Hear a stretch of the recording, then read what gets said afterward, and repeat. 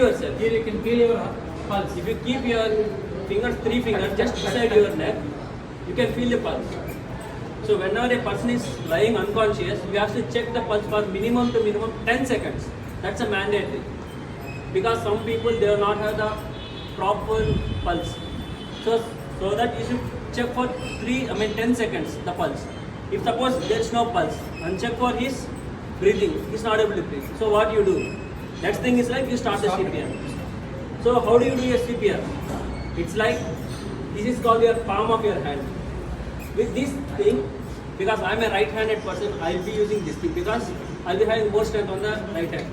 Suppose you are a left-handed person, you will be having more strength on the left hand. So based on your right-handed or left-handed person, just place your palm of the hand here. But where do you keep your hand? It's like, can you see the nipple area? This, I think everybody will be having the correct. Just in between this, here we'll keep the place. It's like we call this sternum. There is a bone in between. Just 1 centimeter, just from the below of the sternum, just 1 centimeter. It's like exactly between the nipple. We keep hand like this, and then what we do is like we interlock the other hand like this. Then there is another thing also, like you should not bend your elbows like this. It should be very straight. Then what you do is like you should put your pressure from the shoulders, not from your elbows. If you keep more pressure from your elbows, you will be tired within 1 second. I mean like within 10-20 seconds you will be more tired. So what you have to do is like put your more pressure from your shoulder, not from your elbows.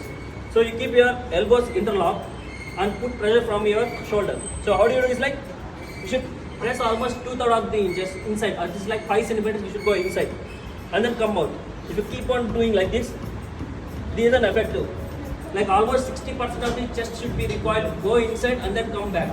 So now you are doing it. But how many times you have to do in a minute?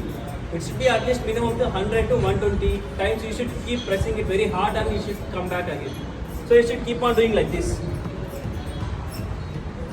The force should be from your shoulder, not from your elbows. And then how many times you do like this? It's like 30 times you should do, and then give 2 breaths from mouth. While you are giving breaths also, you should see that his chest is being raised up.